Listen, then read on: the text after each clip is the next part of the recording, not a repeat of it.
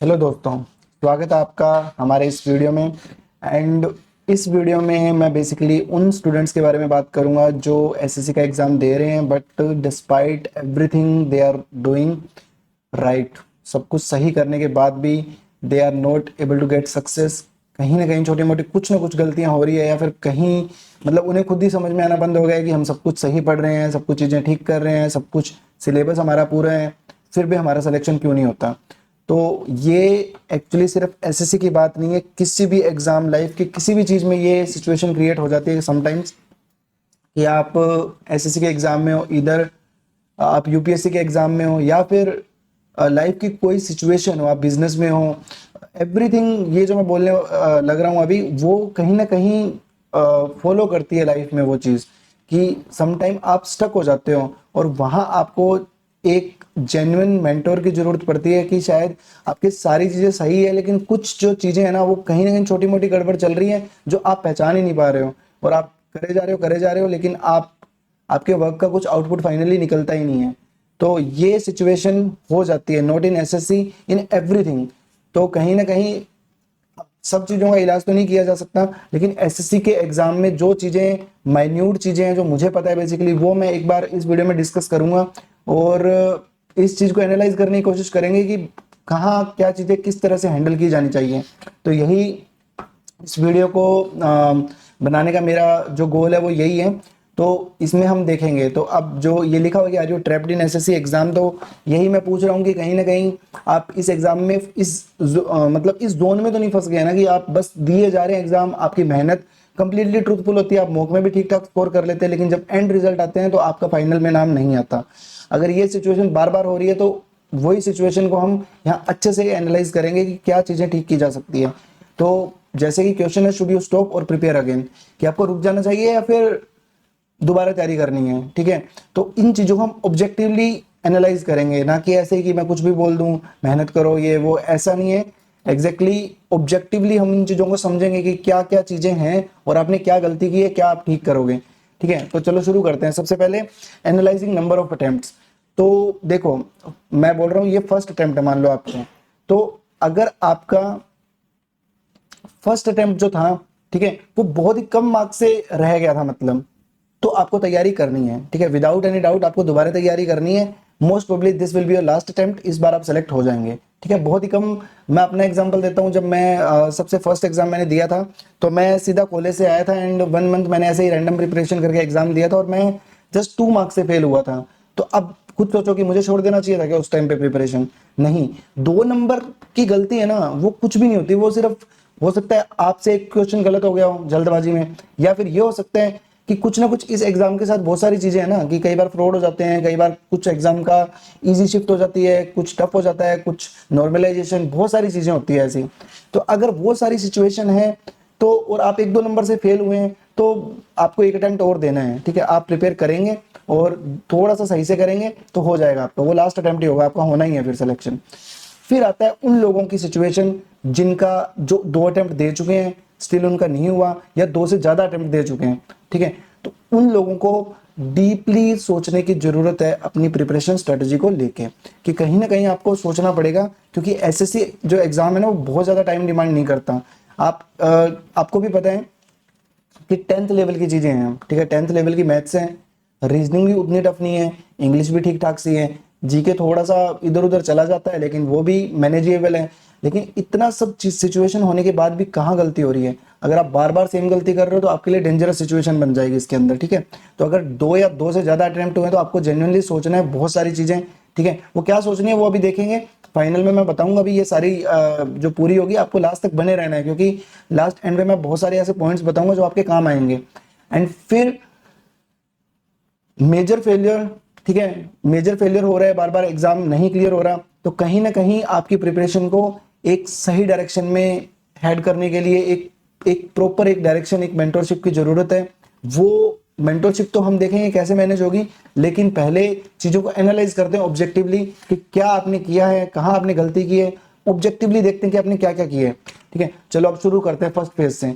पहले आप एक सब्जेक्ट वाइज चेकलिस्ट बनाओ, अपनी एक कॉपी लो, उसमें लिखो सबसे पहले मैथ्स जो टॉपिक है मैं उनके हिसाब से बात कर रहा हूँ कि मैथ्स लिखो आप अपनी कॉपी में, और आप देखो, आप एक है ना एक एक एक्चुअल शीट बनाओ, मतलब ठीक है, ऑब्जेक्टिवली एनालाइज करने का मतलब ये कि एक शीट बनाओ, जो जो मैं बोल रहा हूँ आप उसको चेक करते जाना। सबसे पहले अपनी कॉपी में लिख लो मैथ्स, ठीक है। अब मैथ्स का क्या है कि मैथ्स में देखो दो पार्ट में ये बंटा हुआ है, ठीक है, अरिथमेटिक और एडवांस्ड, ठीक है।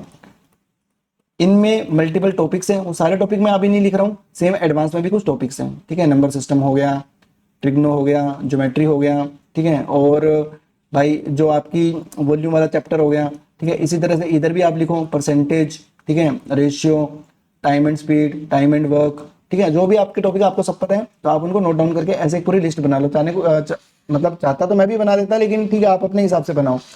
अब आपको अपने सारे टॉपिक क्या कहना है ऐसे टिक मारना है कि ये यार मैंने परसेंटेज पढ़ा था, मैंने 200 क्वेश्चन किए उस पर, मैंने रेशियो प्रोपोर्शन के 200 क्वेश्चन अटेम्प्ट किए हैं कभी, ठीक है, ये किए हैं, इस चैप्टर के किए हैं 200 क्वेश्चन। एवरी टॉपिक पे आपके 150 टू 200 क्वेश्चन या ज्यादा सोल्व किए होने चाहिए, तब आप ऐसे बोल सकते हो कि आप एसएससी के एग्जाम के लिए हर टॉपिक के लिए प्रॉपरली प्रिपेयर्ड थे, ठीक है। अगर ये सारी चेकलिस्ट जो आपने मैथ्स के लिए अभी मैं बोल रहा हूँ और आपने बनाई है ऐसे, ठीक है, और हर टॉपिक के आगे आपने ऐसे टिक मारा है, तो आपकी मैथ्स की प्रिपरेशन सही है, ठीक है, आपने ठीक ठाक अपनी तरफ से मेहनत की है, तो उस पर आपको कोई भी नेगेटिव नहीं बोल सकता मैं, ठीक है। अब करते हैं इंग्लिश की बात, ठीक है। इंग्लिश, ये इंग्लिश है, ठीक है। इंग्लिश में नीतू सिंह बुक है, ठीक है, बिल्कुल बेसिक से बात करेंगे। नीतू सिंह बुक है, उसमें ग्रामर के टॉपिक्स हैं। क्या आपने सारे ग्रामर के टॉपिक्स पढ़े थे, उनके पीछे के सारे क्वेश्चन सोल्व करे थे अच्छे से, ठीक है। अगर ये है तो इस पे भी एक टिक मार लो, ठीक है। ये लिस्ट बनाते जाओ सारी।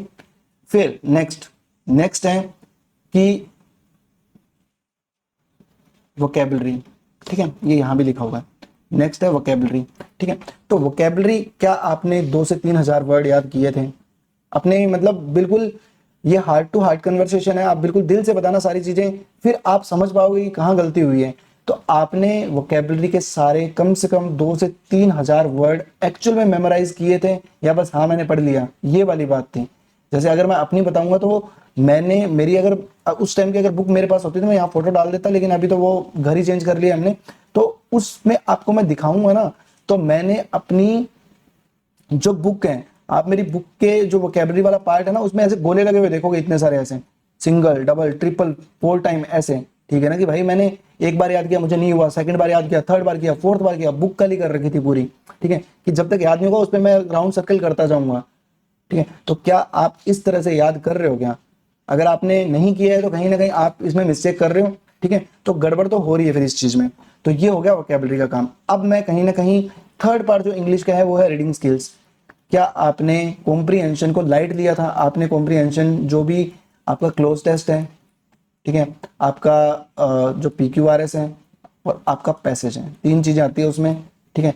क्या आपने इन चीजों की एक्चुअल में प्रैक्टिस की थी? क्या आपने न्यूज़पेपर पढ़ा नहीं पढ़ा वो मुझे मतलब नहीं है, बट आपने इन 3 चीजों की एक्चुअल प्रैक्टिस की थी क्या? और एक्चुअल प्रैक्टिस से मेरा मीनिंग ये है कि आपने क्लोज जो थे, रोज एक क्लोज की जो प्रैक्टिस थी वो करी थी आपने, PQRS रोज 5-10 सोल्व किए थे अपनी दिन के टाइम में से, और आपने क्या एक पैसे रोज सोल्व किया था? अगर आपने किया था तो आपने ठीक ठाक प्रिपरेशन की थी। अगर आपने इनको लाइट माना, आपने ये सोचा कि अरे यार मैं पेपर में देख लूंगा सीधा, तो अगर आपने ये सिचुएशन क्रिएट की तो वेरी हाई चांसेस कि आपका एक आधा गलत हुआ होगा, वो एक आधा ही आपका सिलेक्शन रोक देता है, ठीक है। तैयारी भाई कंप्लीटली फुलफिल होकर जाना पड़ता है, कंप्लीट अपनी तरफ से कोई बिना गलती के आपको निकलना पड़ता है, ठीक है। तो अगर आपने ये सारी चीजें की है तो आप टिक कर लो अपनी कॉपी में और खुद को मार्क्स देते रहो उस हिसाब से।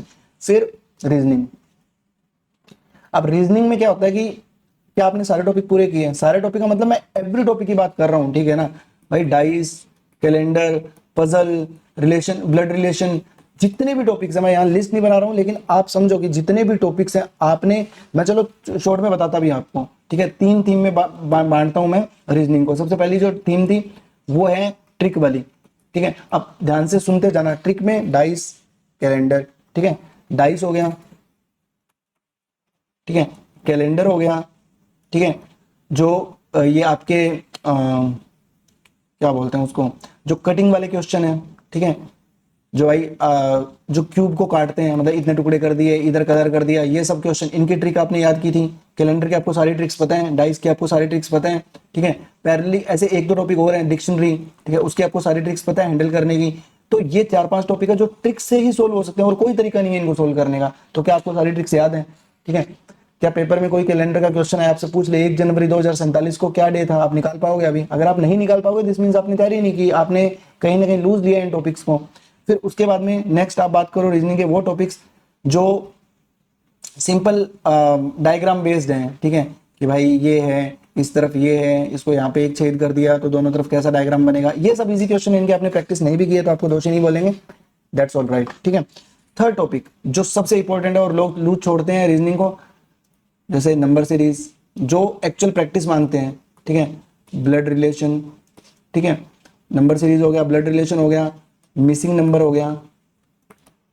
ठीक है, उसके अलावा आपके ये पजल होगी, ठीक है, एनालॉजी होगी, और ऐसे एक दो टॉपिक और भी होंगे। ठीक है, सारे तो मैं क्या ही बताऊं। ठीक है, लेकिन ये ऐसे टॉपिक्स जो एक्चुअल में आपके एफर्ट्स मांगते हैं, जो आपको प्रैक्टिस करने पड़ते हैं। आप ऐसे हवा में नहीं बोल सकते नंबर सीरीज। जब मैं रैंडमली यहाँ पे कोई सीरीज लिख दूं कि भाई ये 3 है, ये 25 है, ये 51 है, ये 99 है, ऐसा कुछ भी लिख दूं तो आप इसमें ढूंढ पाओगे क्या क्या हुआ है, मतलब क्या क्या वो है इसकी। क्योंकि ये सिर्फ ऐसा नहीं कि हर बार आप इनको माइनस करके डिफरेंस निकालो, फिर उनको माइनस करके डिफरेंस निकालो। There are many other factors जो इसको चेंज कर सकते हैं। ठीक है, समटाइम्स स्क्वायर प्लस 2 होता है, समटाइम क्यूब प्लस 3 होता है, समटाइम्स डिफरेंस ना होके मल्टीप्लाई होता है, समटाइम इन दोनों का सम करके कुछ होता है। तो बहुत सारे ऐसे फैक्टर्स आते हैं। तो मैं ये नहीं बोल रहा कि आपको सारे आ जाएंगे। द थिंग इज दैट कि जब आप इनकी बहुत प्रैक्टिस कर लेते हो ना, जब आप इन पे 50-100 क्वेश्चन कर लेते हो तो फिर आपका दिमाग काम करने लग जाता है। आपका दिमाग एटलीस्ट इतना काम करने लग जाता है कि पेपर में क्वेश्चन आएगा आप विद इन 30 सेकंड फाइंड कर लोगे कि यार मैं कर पाऊंगा या नहीं।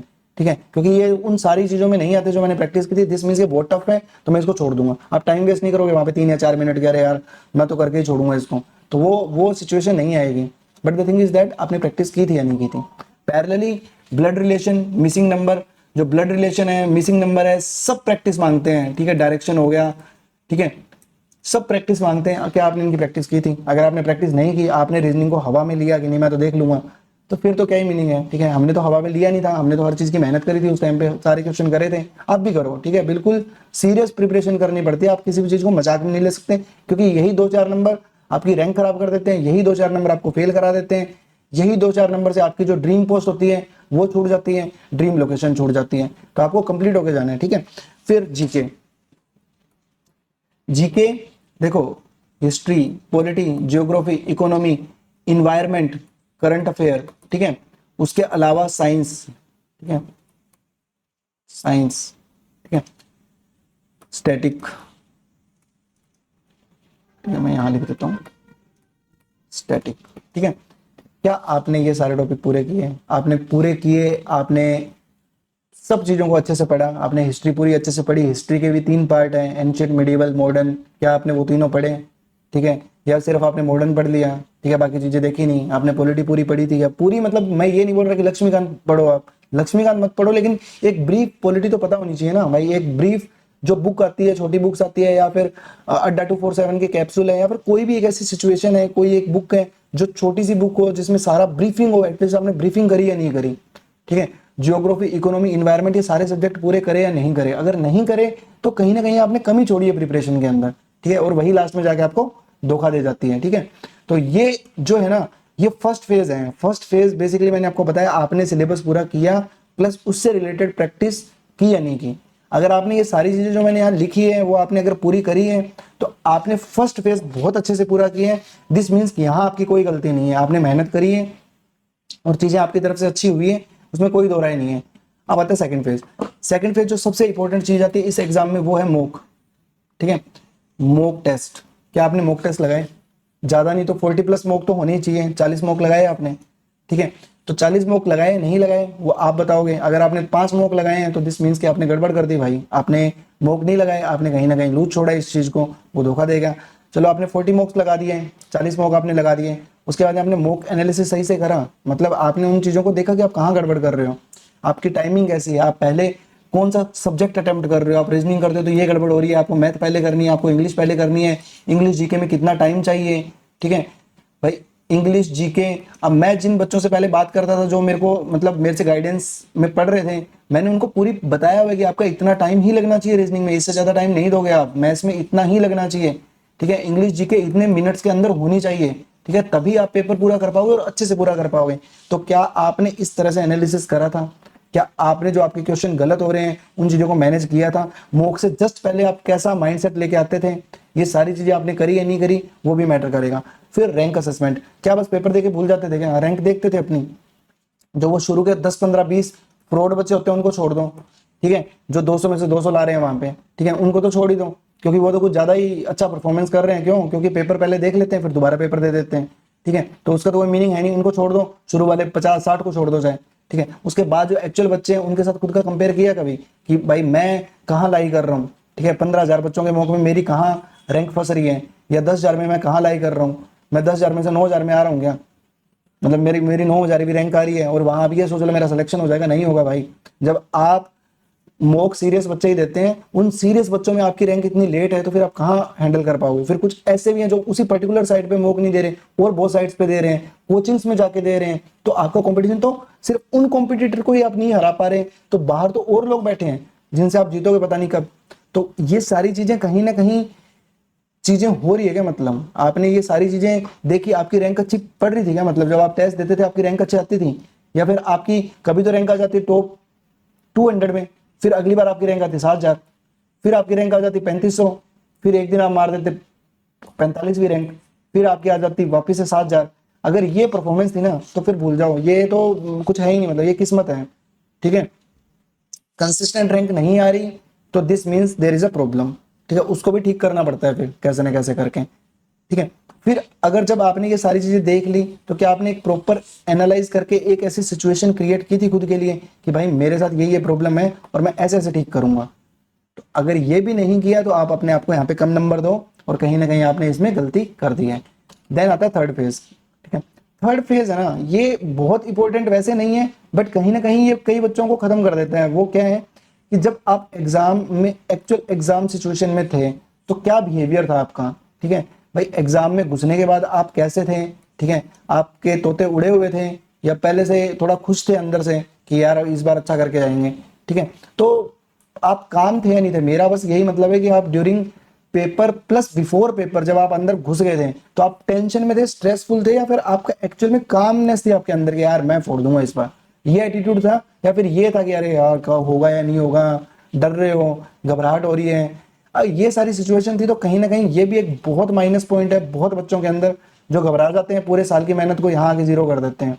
तो ये सिचुएशन थी या नहीं थी? अगर ये सिचुएशन थी तो इसको ठीक करने के बहुत प्रैक्टिकल सॉल्यूशन है जो हम कभी डिस्कस करेंगे, ठीक है। लेकिन अभी के लिए मैं बता रहा हूँ क्या ये सिचुएशन थी। अगर ये सिचुएशन थी तो इसमें आप अपनी खुद को नेगेटिव मार्किंग दो क्योंकि ये आपकी पूरी मेहनत को जीरो कर देगा पीछे की। फिर उसके बाद में टाइम मैनेजमेंट, देखो बहुत बच्चे मॉक में ठीक ठाक बिहेव करते हैं लेकिन एक्चुअल एग्जाम में आके घबरा जाते हैं और वो पूरे टाइम की जो है वो बैंड बजा देते हैं, वहां पे नहीं वो सही से बिहेव कर पाते, तो वो भी गड़बड़ है। तो क्या आपने during exam phase exam time के दौरान क्या आपने सही बिहेव करा था? अगर नहीं करा था तो ये भी एक नेगेटिव चीज है जिसके एक्चुअल में प्रैक्टिकल सॉल्यूशन है जो मैं बताऊंगा। लेकिन अगर ये तीनों चीजों में आप कहीं ना कहीं कुछ कुछ पॉइंट पे भी लूज रहे हैं ना तो वो आपको धोखा देगी चीज, ठीक है। वो कहीं ना कहीं धोखा हो गया आपके साथ, इसी वजह से आप कहीं ना कहीं गड़बड़ करके अपने साथ थोड़ा सा नेगेटिविटी क्रिएट कर लेते हो और सिलेक्शन में कहीं ना कहीं रुकावटें आ रही है आपकी, ठीक है। तो अब कहाँ स्टैंड करते हो आप, ठीक है। आप मैंने जितने भी बॉक्सेस आपको बताए अभी, जितनी भी सिचुएशंस बताई, क्या आपने अपने लिए सारी चीजें सही की? अगर आपने सारी चीजें सही की तो इस केस में आपको कुछ नहीं है, आपको एक सही बंदा ढूंढना है, ठीक है। एक सही बंदा आपको मिलेगा जिससे आप बात करोगे, जो आपको प्रॉपरली गाइड करेगा कि भाई मैं तेरे मॉक चेक करूंगा, ठीक है, तू अपने मॉक करके मेरे साथ वीडियो कॉल पे डिस्कस कर, ठीक है, मैं बताऊंगा प्रॉपरली कि कहाँ गलती हुई है, ठीक है। एंड मैं जेन्युइनली बता रहा हूँ, मैंने बहुत बच्चों के मॉक चेक किए हैं, ठीक है, ड्यूरिंग प्रिपरेशन। जब मैं कोरा पे लिखा करता था, I was very popular in Quora, तो वहां पे मुझे बहुत बच्चों के मैसेज आते थे, मैं बहुत लोगों को रिवर्ट भी नहीं कर पाता था, बट जितने भी मेरे को मैसेज करते थे मैंने मैक्सिमम को अपने नंबर शेयर किए हैं एज अ बिग ब्रदर। सबको अपने नंबर दिए हैं मैंने अपने कि भाई मेरे को कॉल कर लो, मैं टाइम दे दूंगा, हाफ एन आवर, कोई दिक्कत नहीं है। तो मैंने उस टाइम पे बहुत हेल्प करी है एंड बहुत लोगों को मतलब उस चीज से हेल्प मिली है। मैं ऐसे केस भी बता दूं जिन्होंने मेरे को एग्जाम से सिर्फ 20-25 डेज पहले कॉल किया एंड मैं उनके पूरी एग्जाम प्रिपरेशन के दौरान उनके साथ खड़ा रहा एंड वो सिलेक्टेड है। दो बहुत बड़ी जॉब क्रैक नहीं कर पाए but still they got selected, वो जीरो होके नहीं आए वहां से, पर मैं पूरा क्रेडिट खुद नहीं लूंगा, उनकी तैयारी एवरेज थी बट उसको थोड़ा सा ऊपर पहुंचा दिया कुछ पॉजिटिव चीजें उनके साथ करा के, ठीक है। और ये बहुत बच्चों के साथ चल रहा है, मुझे पता है। मैं खुद जब फर्स्ट एग्जाम में फेल हुआ था तो मुझे खुद नहीं समझ में ये क्या हुआ भाई, सब कुछ तो सही था, ठीक है। लेकिन सेकंड एग्जाम में इतना पॉजिटिवली, इतना ऑब्जेक्टिवली सारी चीजों को ठीक किया ना, सब सही हो गया और रिजल्ट भी अच्छे आ गए, ठीक है। सिलेक्ट भी हो गया और बहुत अच्छी रैंक थी मेरी, 400 के आसपास थी, तो अच्छी रैंक भी मैंने क्रैक करी है। तो सारी चीजें ठीक थी। टीयर 3 में थोड़ा सा गड़बड़ हुआ, नंबर कम आए, अदरवाइज वहां 10-20 नंबर और आ जाते तो बहुत अच्छी रैंक पे मैं लैंड कर जाता वहां पे, ठीक है। कोई बात नहीं, जो भी है। तो कहीं ना कहीं एक मेंटोर, आप किसी एक बंदे से बात कीजिए जो आपको ठीक लगता हो, ठीक है। दैट कैन बी मी और समवन एल्स, जो भी है जो आपको ठीक ठाक गाइड कर दे, आप उनसे बात करो, अपनी चीजों को चेक करवाओ उनसे, और शायद आपको एक सही राह पकड़ा देगा वो बंदा और आप सेलेक्ट हो जाएंगे, ठीक है। मुझसे कांटेक्ट करने के लिए मैं कुछ अपना इंस्टाग्राम या फिर कुछ ऐसा सॉल्यूशन डिस्क्रिप्शन बॉक्स में डालूंगा, ठीक है। या फिर कुछ भी मेथड मैं बता दूंगा आपको कैसे कांटेक्ट करना है। मैं मोस्ट प्रोबब्ली अपना एक नंबर भी शेयर कर दूंगा सो दैट कि आप कनेक्ट हो पाओ, या एक टेलीग्राम पे हम ग्रुप बना देंगे, ठीक है। वो मैं बता दूंगा, आप डिस्क्रिप्शन बॉक्स चेक कर लेना इस वीडियो का, ताकि आपको पता लगे। हम एक टेलीग्राम ग्रुप और व्हाट्सएप ग्रुप और समथिंग इस तरह की सिचुएशन कर देंगे, ताकि हम एक कम्युनिटी डेवलप कर पाए और जहां हम हर बच्चे की हेल्प करें, ठीक है। हम नहीं चाहते कि कोई इन चीजों की वजह से खराब हो रहा हो, ठीक है। तो एक प्रॉपर कम्युनिटी बनाएंगे जिसमें जेन्युइनली एक हेल्प की जाएगी। मुझे कोर्सेज वोर्सेज बेचने में इंटरेस्ट नहीं है, मुझे पता है कोर्सेज भरे पड़े हैं, अथाह फ्लो है एसएससी के कंटेंट का यूट्यूब पे, ठीक है। तो वो कंटेंट क्रिएट करना है नहीं करना वो तो फ्यूचर गोल्स हैं, लेकिन अभी के लिए मेरे को ऐसा लग रहा है कि एक बहुत ही इतना ज्यादा इनफ्लो हो चुका है ना कंटेंट का कि बच्चों को नहीं समझ में आना बंद हो गया कि पढ़े क्या, ठीक है। तो वही चीजों को दूर करने, एक ऑब्जेक्टिव अप्रोच अपनानी है और चीजों को ऑब्जेक्टिवली रोबोट की तरह क्लियर करना है, ठीक है। बिना ऐसे दिमाग लगाए इमोशनली अटैच हुए चीजों को ठीक करेंगे, तो ये सारी चीजें हैं, ठीक है। तो अगर आपने सारे बुक्स चेक थे, एक मेंटर ढूंढ लो, क्योंकि आपकी सारी चीजें ठीक है, बस कहीं छोटी सी गड़बड़ हो रही होगी वो पता लग जाएंगी, ठीक है। फिर आता है मिसिंग मैनी बॉक्सेस, ठीक है। अगर आपने बहुत सारी गड़बड़ वहां कर रखी है तो पहले तो आपको सिग्निफिकेंट एफर्ट देने पड़ेंगे उन चीजों को ठीक करने के लिए। फिर भाई आप कहीं ना कहीं आप भी एक प्रॉपर मेंटोर के अंडर आओ जो आपके लिए सारी चीजें प्लान करे बेसिकली, ठीक है। आप पे, आपके सर पे खड़ा रहे वो कि भाई ऐसे पढ़, ये करना है, इस वीक में ये टेस्ट देना है, यहाँ मैं तेरा मॉक चेक करूंगा, ये करना है, ये वाला सिलेबस है, आज तेरे को इतने क्वेश्चंस करने हैं, ताकि आप कहीं ना कहीं आप बहुत गड़बड़ कर रहे हो तो आपको जेन्युइनली एक प्रॉपर मेंटोरशिप की जरूरत है। चाहे आप पे करके लो वो मेंटोरशिप, ठीक है। आप पैसे लगाते रहोगे कोर्सेज के अंदर और इन द एंड आपका सिलेक्शन नहीं होगा। तो एक प्रॉपर मेंटोरशिप की जरूरत है जो आपको किसी एक पर्टिकुलर बंदे से, प्रॉपर बंदे से लेनी पड़ेगी जो आपको गाइड करे। इसके लिए हम भी प्लान कर रहे हैं कि मैं फ्यूचर में एक ऐसा सिस्टम सोच रहा हूं कि कहीं ना कहीं, मतलब मैं वो भीड़ नहीं चाहता कि मैं अकेला 100 लोगों को ट्रेन कर रहा हूं, कुछ 20 40 50 बंदों को, और वो भी ऐसे नहीं कि 50 बंदों को सीधा बात करना है। मैं चाहता हूँ 1 to 1, 1 to 2 या 1 to 3 इस तरह की कम्युनिकेशन हो वीडियो कॉल पे प्रॉपर तरीके से, उनको एक एक चीज, उनकी मॉक वॉक सब एनालिसिस करूं मैं, ताकि कंप्लीटली मतलब एक सही फ्लो बन जाए किसी भी बच्चे का कि भाई ये है परफेक्ट वे टू प्रिपेयर। उसके बाद आप कम से कम ये नहीं बोलोगे कि मेरी तैयारी अच्छी नहीं थी, ठीक है। आप यही बोलोगे कि तैयारी सब कुछ सही था, ठीक है, और मोस्ट प्रोबेबली आपका सिलेक्शन भी होगा अगर आपने जेन्युइन मेहनत की है। फिर भी कुछ गलती होगी तो उसको और ठीक कर लेंगे इन मिडवे, बट ये आपको करना पड़ेगा सारी चीजें, ठीक है। तो ये है जो प्लान है। नेक्स्ट स्टेप फॉर सक्सेस जो मैंने बता दिया आपको, ठीक है। मेंटरशिप बहुत जरूरी है, not for SSC any exam, और उन बच्चों के लिए तो बहुत ज्यादा जरूरी है जो फंस जाते हैं।